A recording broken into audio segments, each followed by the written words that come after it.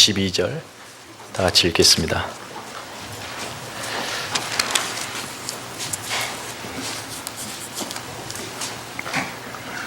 신약성경 144면에 13절에서 22절 교독하고 마지막 절 함께 읽습니다. 제가 먼저 읽겠습니다. 13절 유대인의 유월절이 가까운지라 예수께서 예루살렘으로 올라가셨더니 성전 안에서 소와 양과 비둘기 파는 사람들과 돈 바꾸는 사람들이 앉아있는 것을 보시고 노끈으로 채찍을 만드사 양이나 소를 다 성전에서 내쫓으시고 돈 바꾸는 사람들의 돈을 쏟으시며 상을 엎으시고 비둘기 파는 사람들에게 이르시되 이것을 여기서 가져가라. 내 아버지 집으로 장사하는 집을 만들지 말라 하시니 제자들이 성경 말씀에 주의 전을 사모하는 열심히 나를 삼키리라 한 것을 기억하더라. 유대인들에게 무슨 표적을 우리에게 보이겠느냐. 예수께서 대답하여 이르시되 너희가 이 성전을 헐라 내가 사흘 동안에 일으키리라. 유대인들이 이르되 이 성전은 36년 동안 지었거니 내가 3일 동안에 일으키겠느냐 하더라. 그러나 예수는 성전된 자기 육체를 가리켜 말씀하신 것이라. 죽은 자 가운데서 살아나신 후에야 제자들이 이 말씀하신 것을 기억하고 성경과 예수께서 하신 말씀을 믿었더라. 아멘. 우리가 올 한 해 주제가 말씀과 더불어라는 표어로 성경 읽기를 쭉 진행해 오면서 제가 연초에 여러분에게 실수로 말한 일도가신부 선물 주겠다 했던 것들을 그 실수라고 말하기는 좀 그렇고 선물을 드려야 될 것 같습니다. 근데 다행히 이제 많이 읽지 않으셔가지고 또 이 이야기 듣고 이제 2주, 3주 남은 걸 몰아서 그냥 왕창 성경만 읽으셔도 괜찮습니다. 어쨌든 일독하시면 되고요. 성경 읽기에 따라 오늘 요한복음이 오늘의 본문의 말씀이 되었고, 여러분 이제 올 한 해가 2주 남았는데 그 대나무가 자라면서 매듭을 하나씩 지어가는 모습을 저는 어렸을 때부터 잘 보고 자랐는데요. 그렇게 매듭을 잘 지면 더 단단한 대나무가 되잖아요. 한 해 한 해 매듭을 좀 잘 지셔야 돼요. 청산할 거 청산하셔야 되고 또 새롭게 할 건 새롭게 하셔야 됩니다. 2주 동안에 여러분 더 기도하시고 또 하나님 앞에 엎드리시기를 바라면서 한 해를 보내시고 새해를 맞을 수 있기를 바랍니다. 요한이 요한복음을 시작하면서 특별히 강조점을 두는 것 중에 하나가 바로 표적입니다. 표적이라는 것은 헬라어로 세메이온이라는 말인데, 이 말은 하늘로부터, 하나님으로부터, 신으로부터 온 표시, 사인이라는 거예요. 그 표적의 목적은 무엇이냐면 하나님으로부터 그것이 와서 그것으로 말미암아 하나님을 믿게 하는데 표적의 목적이 있어요. 그러니까 표적이라는 것은 그 자체보다도 그걸 통해 그것의 의미를 믿게 되는 거죠. 요한복음에서 세메이온이 바로 그런 목적을 가지고 있는데, 요한은 이 세메이온을 7가지를 소개하고 있습니다. 7가지. 그것을 통해서 결국은 요한이 말하고 싶은 것은 예수가 메시아다. 그를 믿어, 그의 표적을 믿어 이 구원을 얻어 영생을 얻게 하기 위해서 이 복음서를 쓰고 있고 예수를 소개하고 있는 겁니다. 오늘 본문에 바로 그 위에 가나 혼인잔치의 이야기가 나옵니다. 여러분이 잘 아시는 물로 포도주를 만드신 사건, 이 사건은 요한이 소개하는 첫 번째 표적입니다. 이 사건의 목적은 그러므로 이것을 통해서 예수가 누구인가, 바로 메시아라는 것을 믿게 하기 위해서 이 이야기를 소개했던 거예요. 구약에서 구약 유대인들에게 혼인이라고 하는 것은 구원을 상징합니다. 영광스러운 종말의 구원이에요. 그리고 그 혼인잔치에 꼭 빠져서는 안 되는 포도주는 그 종말의 기쁨을 상징합니다. 그런데 이 일생에 가장 중요하고 행복한 결혼의 이 순간에 가나 혼인잔치에서 포도주가 처음에는 기쁨을 더해 주다가 포도주가 갑자기 떨어지게 된 것입니다. 포도주가 떨어졌다는 것은 무슨 말이에요? 기쁨이 사라졌다. 그러면 이 영광스럽고 또 아주 흥에 겨운 축복의 이 결혼 자리가 포도주가 떨어짐으로 말미암아 이 자리는 이제 구원의 결혼식은 파장될 겁니다. 그래서 여기 이 자리는 순식간에 소망의 자리에서 절망의 자리가 될 것이고, 참여한 사람들은 마음껏 축복했을 텐데 이제 포도주가 떨어짐으로 말미암아 축복이 아닌 저주를 쏟고 나갈 겁니다. 화목했던 결혼식, 그 기쁨이 충만했던 결혼식은 기쁨 대신 슬픔이, 축복 대신 저주가 그렇게 파장되어 버릴 결혼식이에요. 그 상황에서 예수께서 물을 포도주로 만드신 거예요. 의미가 무엇이겠습니까? 파장되어 그렇게 저주로 끝나갈 운명을 예수가 오셔서 다시 영원한 구원으로 만드신 분이다. 그가 바로 예수다. 요한이 첫 번째로 이 이야기를 소개하는 이유를 아시겠죠? 예수가 구원을 가져오셨다. 그를 믿어라는 거예요. 파장되어 가는 이 잔치에 버젓이 자리만 차지하고 놓였던 돌 항아리가 있습니다. 아주 값비싼 돌 항아리. 통으로 짜서 진흙 섞이지 않는 돌 항아리. 그것이 6개가 있습니다. 유대인들에게 숫자 6은 불완전의 수예요. 그러니까 요한이 말하고 싶은 건 뭡니까? 유대교가 철저하게 믿었던 구원 얻은 백성들, 그러나 그들이 종말의 마지막 순간에 유대교가 그들에게 구원을 줄 수 없다. 돌 항아리는 유대교를 상징하고 있어요. 유대교가 아니라 예수가 바로 구원해 주시는 분이시다. 예수께서 물을 포도주로 바꾸시자 갑자기 잔치는 더 흥에 겨워집니다. 연회장이 그걸 마시고 나서 최고의 포도주다 라며 칭찬을 하면서 순식간에 그 결혼식은 더욱 축복의 자리로, 기쁨의 자리로 변화된 거. 무슨 의미겠습니까? 저와 여러분은 모두 사실 예수 믿기 전에 파장되어가는 결혼식의 바로 대상자들이었습니다.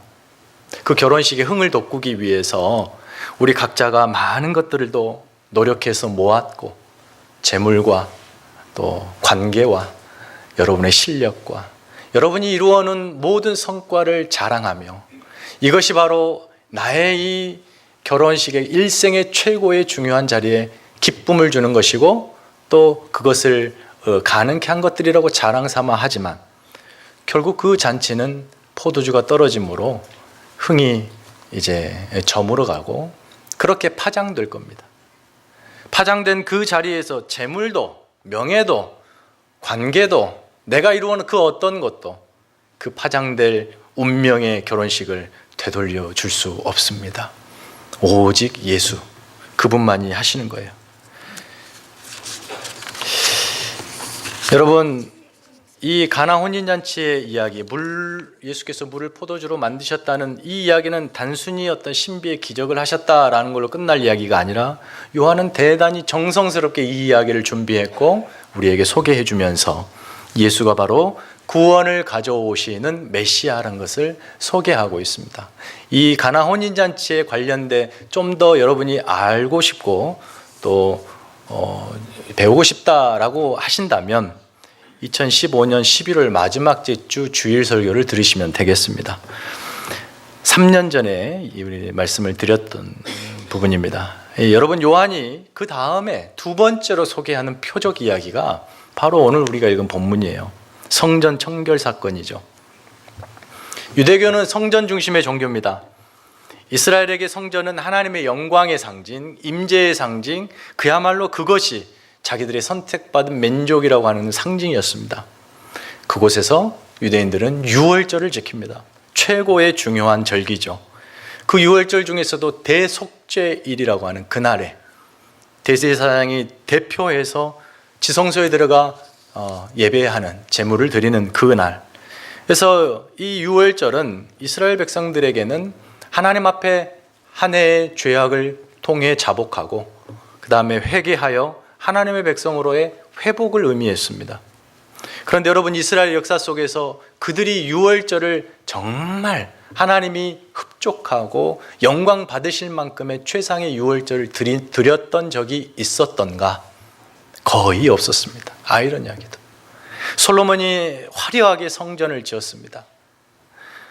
너무도 역사 속에서 가장 최고의 아름다운 그 성전이었습니다. 그러나 거기에서 매년 단 하루를 거르지 않고 유월절을 지켰음에도 불구하고 그들은 하나님 앞에 제대로 유월절을 지키지 못했어요. 왜일까요? 그들은 하나님보다 성전을 더 중요시 여겼습니다. 율법을 주신 하나님보다 율법 자체 지키는 것에 목을 맸습니다. 그렇게 점점 그들의 종교는 의식화가 되었고 신앙은 형식화가 되었습니다. 성전에 계신 하나님보다 성전을, 율법을 주신 하나님보다 율법을 그렇게 지켜가다가 어느새 유대교가 점점 타락했고 유대교의 상징인 성전은 점점 그 기능이 마비되어 가고 있었습니다. BC 586년 바벨론 왕 느부갓네살에 의해서 멸망을 당하는데 그 바로 전에 대략 한 몇십 년 전에 한 5, 60년 전을 따져보면 그렇게 타락하고 이스라엘이 하나님으로부터 돌아서서 제대로 된 예배를 드리지 못할 때 하나님이 하신 일은 끊임없이 자기의 선지자들을 보내셔서 그들을 돌리셨습니다. 그러나 그들은 듣지 않았습니다. 마지막 멸망을 앞둔 그 시점에 우리가 잘 아는 남유다에 요시야라는 왕이 있습니다. 그는 8살 때 왕이 되어서 31년을 다스리죠. 그의 통치 13년 때에 성전을 보수하다가 율법책을 발견했고 그 율법책을 통해서 갑자기 타락하고 망가진 이 유다가 종교개혁이 일어나 유례 없는 이스라엘 역사에서 가장 거룩한 순간을 맞이하게 돼요. 그들이 드렸던 여호와의 유월절은 사사시대 이래로 그와 같이 거룩하게 드려본 적이 없을 정도로 최고의 유월절을 신앙의 회복과 함께 드렸습니다. 그런데 그것도 잠시 이 요시야가 죽고 나자 그의 아들 여호야김이 왕위를 이어받아서 말짱 도루묵이었어요. 도로 신앙이 되돌아가 버렸습니다. 우상을 숭배했습니다. 하나님을 떠났습니다. 다시 성전 제사는 타락했습니다. 그때에 하나님께서 보내신 선지자, 그때 하나님의 말씀을 받은 선지자가 있었으니 그 이름이 바로 예레미야예요. 예레미야 7장을 한번 펴보십시다, 여러분. 중요한 말씀입니다. 오늘 본문과 너무 똑같은 상황입니다. 예레미야 7장 구약 1061페이지입니다.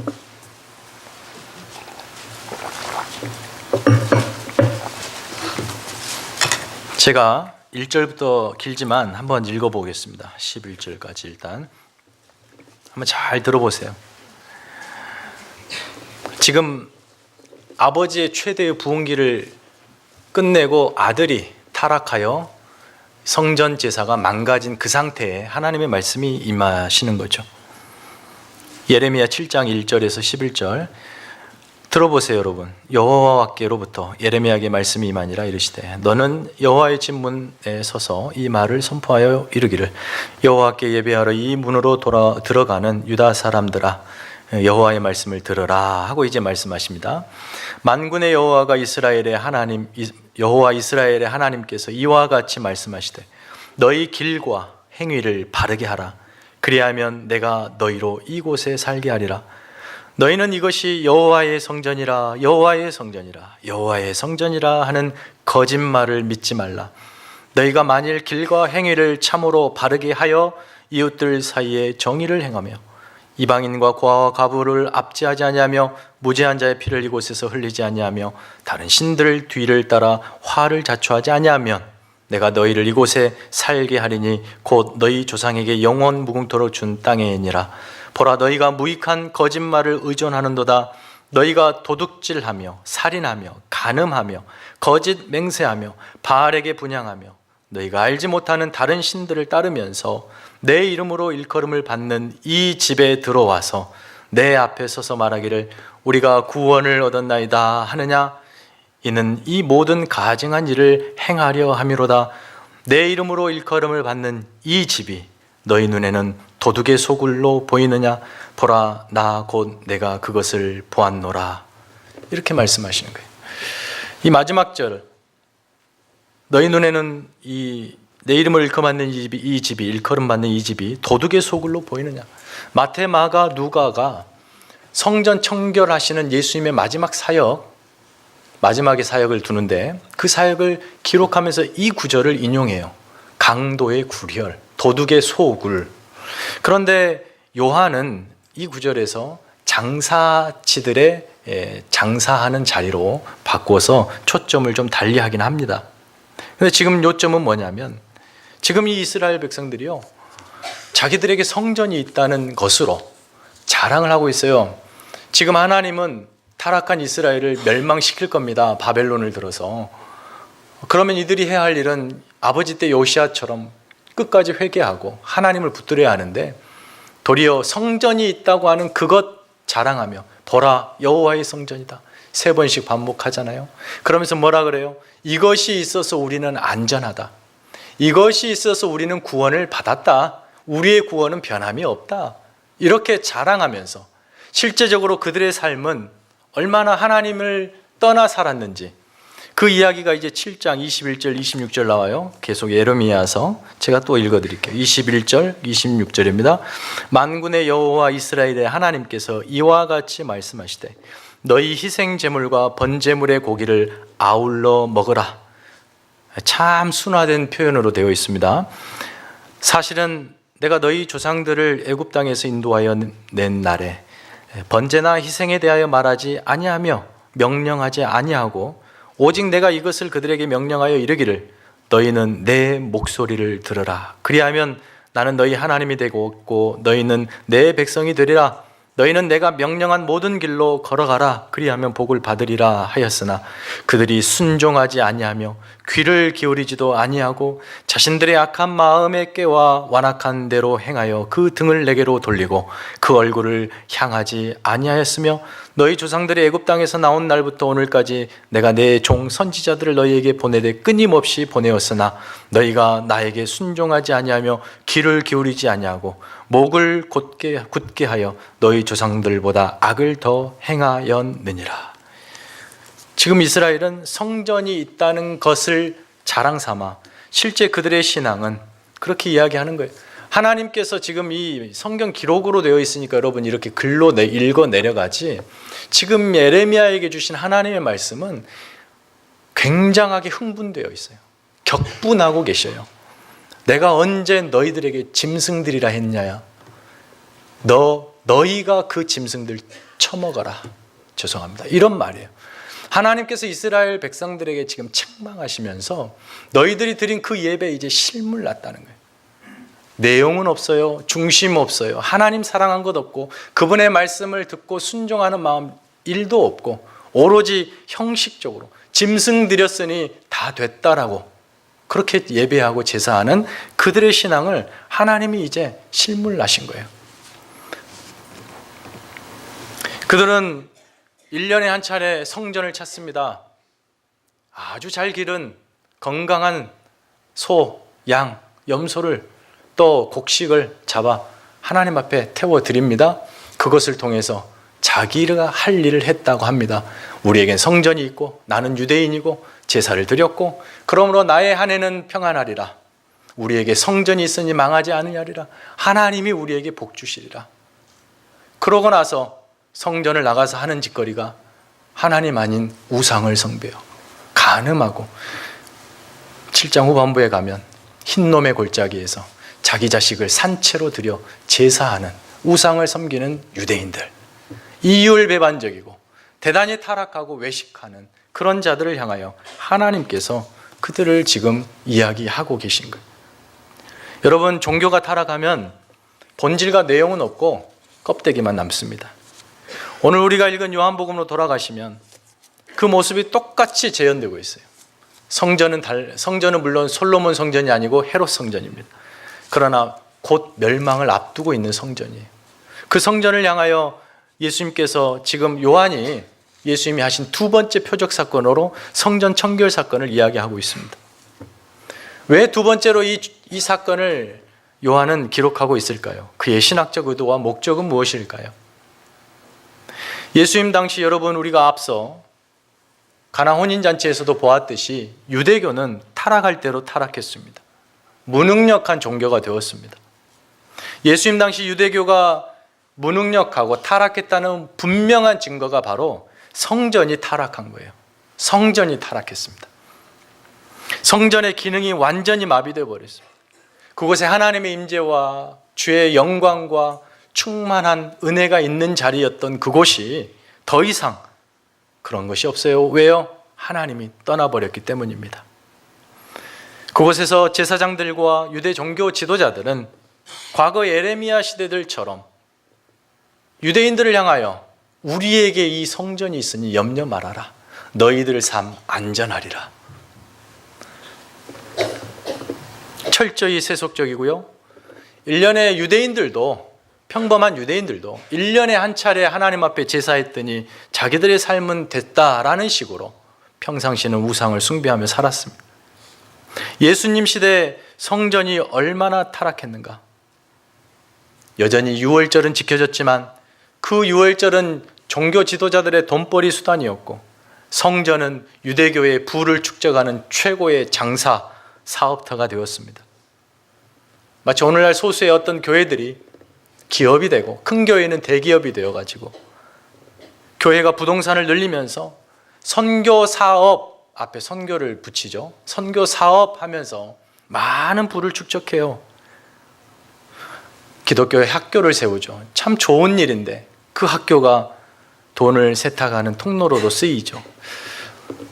여러분 많이 닮아 있습니다. 예수님은 공생의 사역을 3년을 하시는데 요한은 의도적으로 예수님의 사역의 시작을 유월절 성전 청결로 시작해서 그의 사역의 마지막을 다시 한번 유월절 성전 청결 사건으로 유월절 사건으로 마무리를 줘요. 그러니까 예수님의 사역은 4번의 토탈 유월절을 하시는데 첫 번째 사역의 시작을 유월절, 그 사역의 끝을 유월절, 그리고 사역의 중간의 내용을 2번의 유월절로 요한은 그리고 있어요. 예수님과 유월절은 너무도 닮아 있고 밀접한 거죠. 그 첫 번째 유월절에 예수께서 성전에 들어가셨는데 그 성전 안에 보니까 짐승을 사고 파는 자들과 돈을 바꾸는 환전상들이 있었습니다.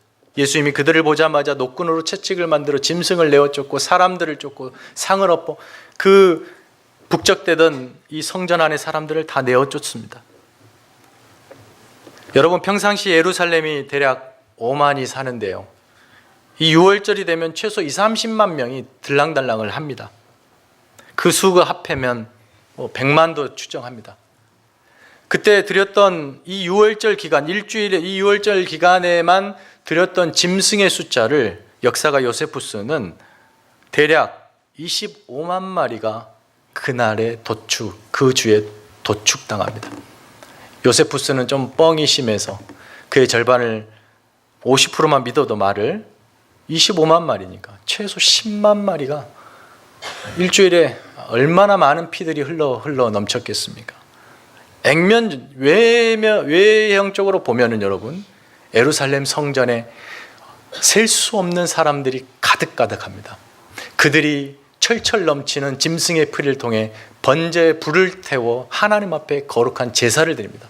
이 형식만 보면 이것처럼 하나님을 신앙하는 완벽한 종교가 어디 있습니까? 그러나 거기에는 하나님이 없습니다. 성전 안에는 짐승을 파는 자들과 환전상들이 대표적으로 있었는데 짐승을 파는 이유가 뭐겠습니까? 흩어진 유대인들이 먼 길을 재물을 가지고 올 수가 없잖아요. 상처 입으면 못 들어가니까 그 성전 앞에서 안에서 사는 거예요. 조금의 흠이 있어도 거기서는 허용이 됩니다.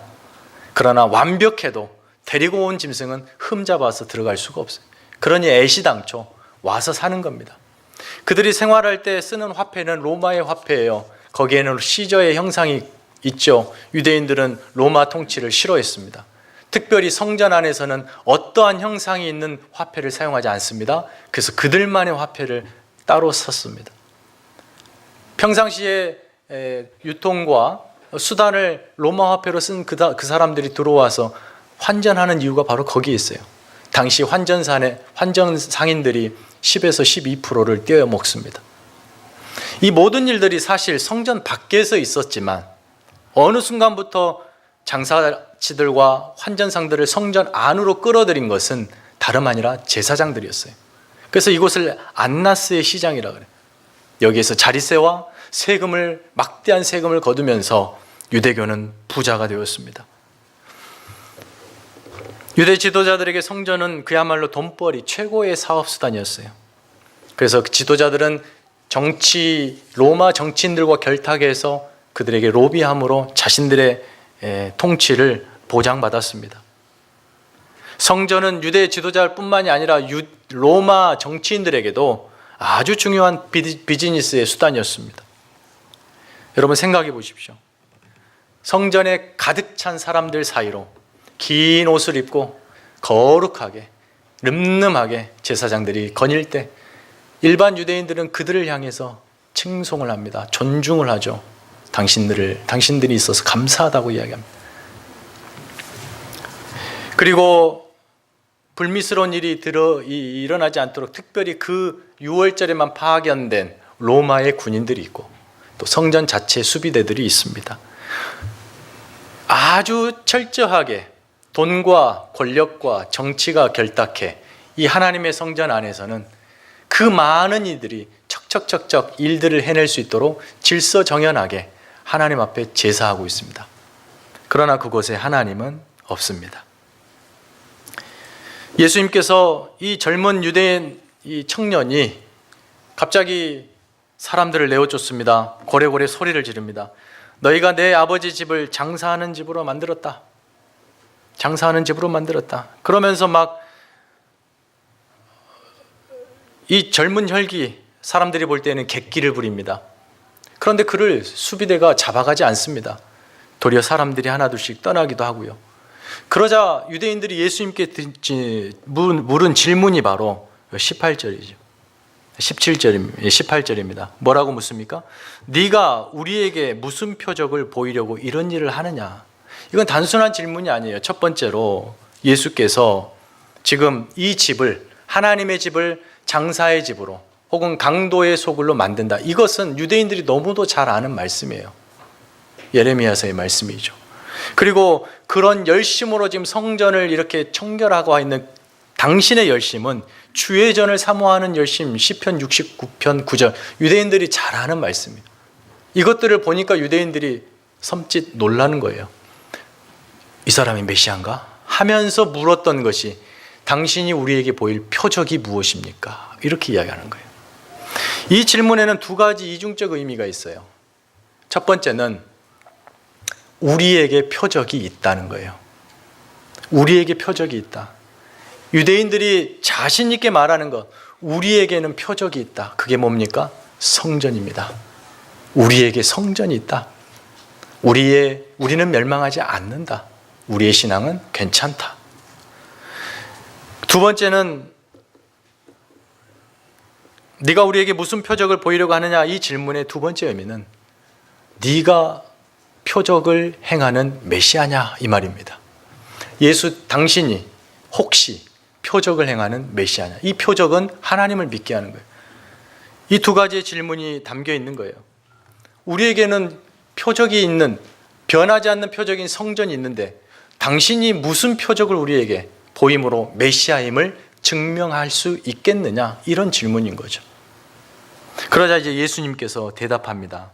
그 대답이 무엇입니까? 너희가 이 성전을 헐라 내가 사흘 만에 일으키리라. 예수님의 대답은 바로 이 유대인들이 질문했던 그 이중적 의미에 대한 각각의 대답이에요. 첫 번째, 우리에게 표적이 있다. 성전. 근데 예수님이 뭐라 그래요? 그 성전 허물어라. 그 성전 허물어라. 당신이 메시아인 표적 뭡니까? 내가 죽고 살아나 내가 표적이 되겠다. 이렇게 답을 하시는 거죠. 여러분, 헤롯 성전은, 예수님 당시 헤롯 성전은 지금도 공사 중이에요. 46년째. 아직도 완공되지 않았어요. 보수 공사죠. 그런 성전을 어떻게 네가 허물고 3일 만에 세우겠냐는 거예요. 그러나 예수님은 성전을 헐라하십니다. 이 예수님이 성전을 헐라하신 말씀은 건물의 성전을 헐라는 말이 아니라 결국은 너희들이 표적으로 믿고 있는 그 표적을 허물라는 거예요. 아무짝에도 쓸모없는 표적. 가나 혼인잔치에서 보았듯이 아무짝에도 쓸모없이 자리만 버젓이 차지하고 있는 이 유대교의 상징적인 이 돌 항아리처럼 저 돌덩어리의 성전도 유대교가 망해가는 그 자리에서 어떤 일도 할 수 없는 하나님의 영광이 떠난 돌덩어리에 불과합니다.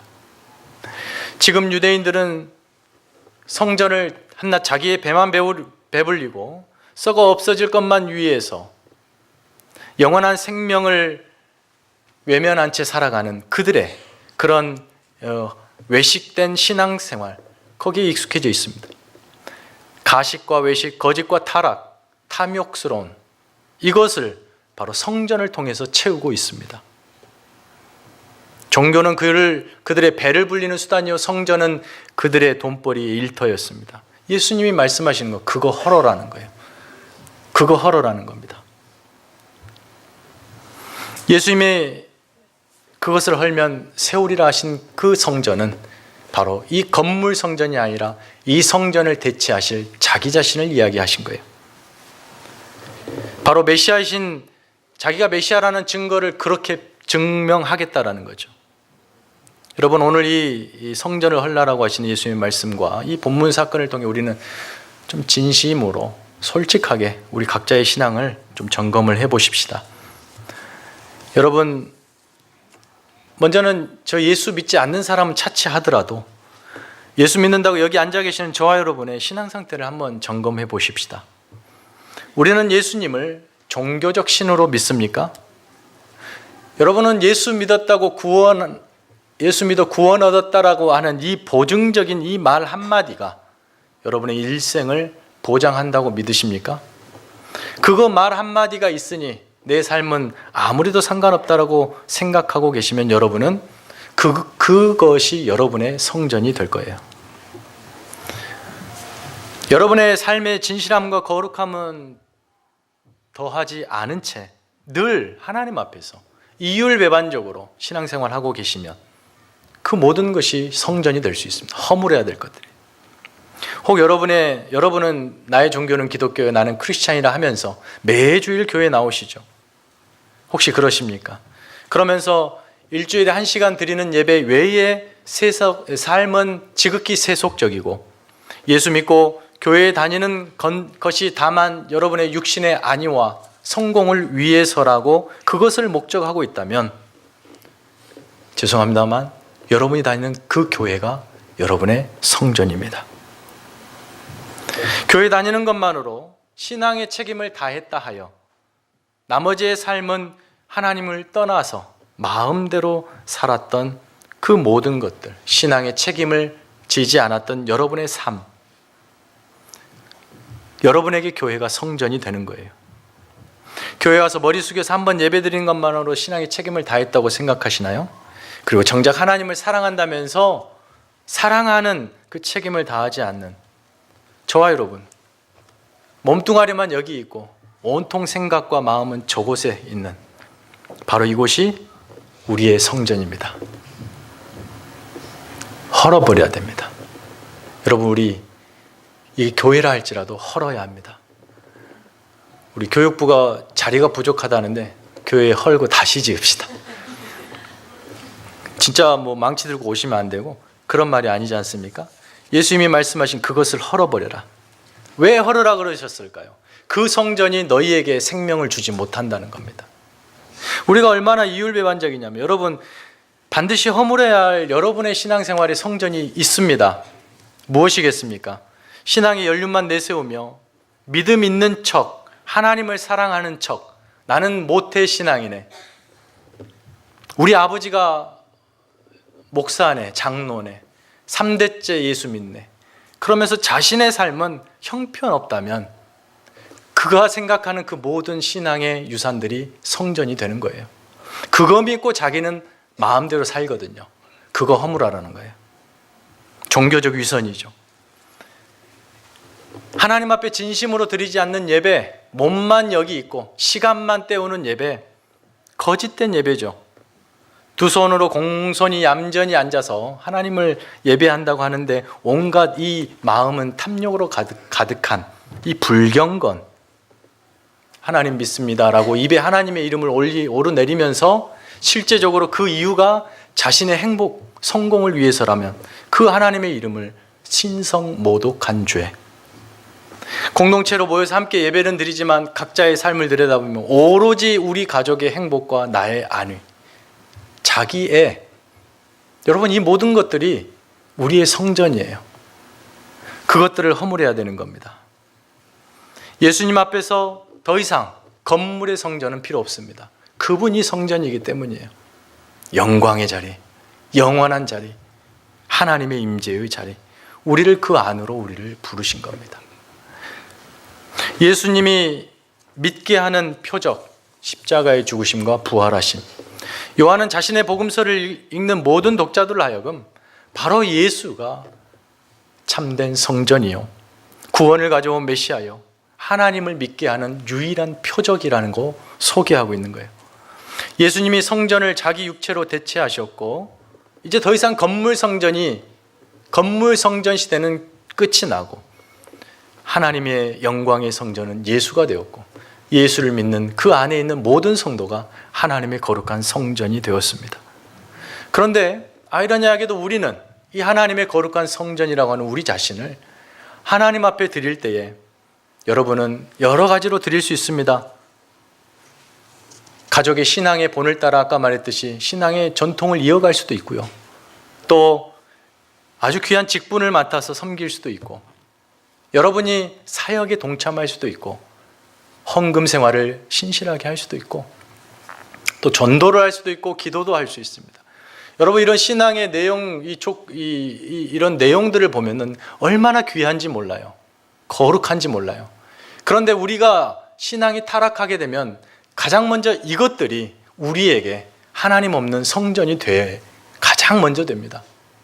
여러분이 하나님을 진심으로 사랑하지 않으면서 직분을 감당할 수 있어요. 여러분이 하나님의 말씀과 멀어지면서 성경을 읽을 수도 있고 전도할 수 있습니다.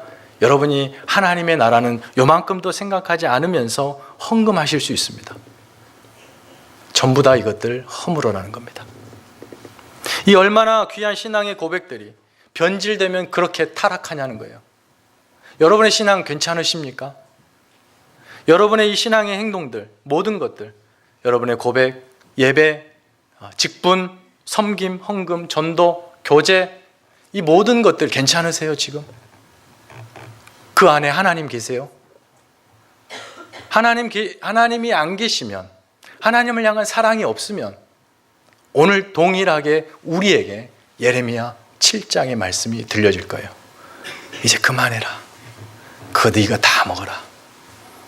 내가 언제 번제드리라 그랬냐?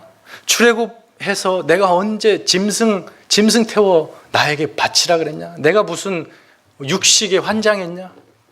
내가 그런 신이냐? 내가 원하는 것은 그것이 아니라 바로 너희다.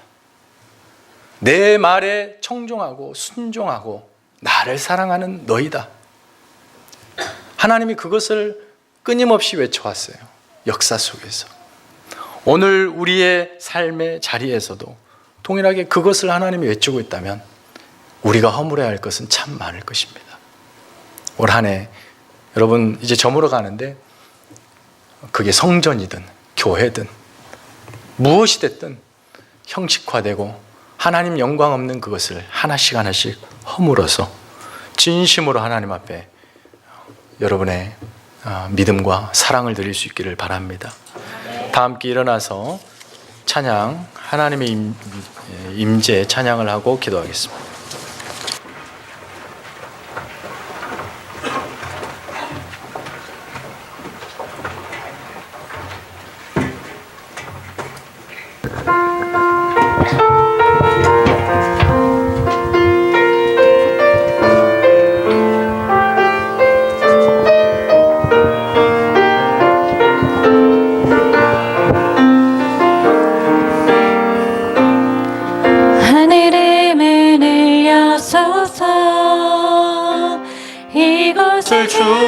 주목하소서. 주를 향한 노래가 꺼지지 않으니 하늘을 열고 보소서. 이곳에 임재하소서. 주님을 기다립니다. 기도의 향기가 하늘에 닿으니 주여 임재하여 주소서. 이곳에 오셔서 이곳에 앉으소서. 이곳에서 드리는 예배를 받으소서. 주님의 이름만이 오직 주의 이름만 이곳에 있습니다. 이곳에 오셔서 이곳에 앉으소서. 이곳에서 드리는 예배를 받으소서. 주님의 이름만이 오직 주의 이름만 이곳에 있습니다. 여러분, 이 시간에 잠시 우리 기도하십시다. 어느 순간 여러분의 신앙이 형식화가 되면 여러분이 하시는 모든 신앙의 행위, 예배, 교제, 삶, 그곳에 진심이 담기지 않습니다. 사랑이 담기지 않아요. 하나님을 사랑한다면서 일주일에 1시간 내어드리는 그것만으로 여러분의 책임을 다했다고요? 나머지 시간은 온통 세속적인 고민들 속에, 그래도 여러분에게 있는 표적이 있죠. 나 교회 다니니까 괜찮아. 하나님 믿으니까 괜찮아. 내가 가지고 있는 직분이 있는데, 내가 해놓은 것이 있는데, 내가 얼마나 기도했고 얼마나 성경 읽었고 얼마나 전도했는데, 여러분, 그 모든 신앙의 행위 그저 돌덩어리에 불과한 성전에 불과할 것입니다. 기능은 상실해버렸습니다. 하나님은 그 자리에 없습니다. 그저 건물만 덩그러니 남아있는 유대교의 성전이 되고 있지는 않는가. 예수님이 말씀하십니다. 너 그거 헐어야 산다. 그거 헐어야 산다. 예수께로 돌아가 진심으로 온전한 마음으로 하나님을 사랑하고 그의 말씀을 청종하고 순종해야 산다. 그러기 위해서 성전을 헐어야 합니다. 그래야만 우리가 살 수 있습니다. 오늘의 메시지를 기억하면서 과연 내 삶에서 헐어야 할 성전은 무엇인지, 그것이 나를 살게 하지 못하는데 왜 자꾸 나는 그것에 집착하고 살아가는지 기억하며 하나님 앞에 진심으로 기도하며 나가실 수 있기를 바랍니다. 기도하십시다. 하나님, 주님 앞에 허물어야 할 것들이 한두 가지가 아닙니다. 우리의 거짓된 마음, 게으른 마음, 하나님 매 순간 하나님 앞에 드렸던 기도와 달리 우리의 욕망대로 살아가는 하나님의 우리의 거짓된 신앙, 이곳에 와서 1시간 예배 드리는 것만으로 만족해버리는 우리의 교만, 우리의 일생을 하나님이 주시는 생명으로 살아내야 하는데 그것 없어도 내 힘으로 살겠다는 고집, 교만, 하나님 아버지, 이것들 헐어버리게 도와주시옵소서. 우리의 전 삶의 영역이 하나님의 사랑, 하나님의 은혜 긍휼로 주의 임재로 가득하게 하여 주시옵소서. 주께 온전히 드려지는 거룩한 산제사가 삶이 되게 하시고 우리의 삶의 자리가 거룩한 성전이 되게 하여 주옵소서. 하나님이 임재하여 주께서 주시는 생명으로 사는 주의 백성이 되게 하여 주시옵소서. 주님 안에서 누리는 자유와 평안과 기쁨과 만족을 누리게 하여 주시옵소서. 하나님, 오래야 될 성전을 주옵소서. 하나님 아버지, 우리의 신앙을 다시 한번 한 해의 마지막 자리에서 점검해 봅니다. 주님을 수도 없이 사랑한다 입술로 고백했으나 진심으로, 마음으로, 삶으로 고백하지는 못했고, 하나님 앞에 수도 없이 요청하며 응답해달라 우리의 형편들을 아뢰지만 진심으로 하나님 나라에 무관심했습니다. 우리가 가진 직분, 우리가 가진 신앙의 모든 행위들이 그것으로 됐다라고 만족해 하는 우리의 교만이었습니다. 주님 용서하시고 진심으로 하나님을 사랑하는 마음을 회복시켜 주시옵소서. 우리 안에 성령 하나님 충만히 임재하여 주셔서 우리의 모든 삶의 자리가 하나님만을 섬기고 주님의 영광으로 가득한 거룩한 성전이 되게 하여 주시옵소서. 이제는 우리 구주 예수 그리스도의 은혜와 하나님 아버지의 크고 놀라우신 사랑과 성령님의 교통하심, 거룩한 하나님의 성전으로 우리의 삶의 자리를 주님 사랑하는 마음으로 채우기로 다짐하는 성도들 머리 위에 저들의 가정과 일터와 자녀들을 위해 이제부터 영원까지 함께 있을지어다. 아멘.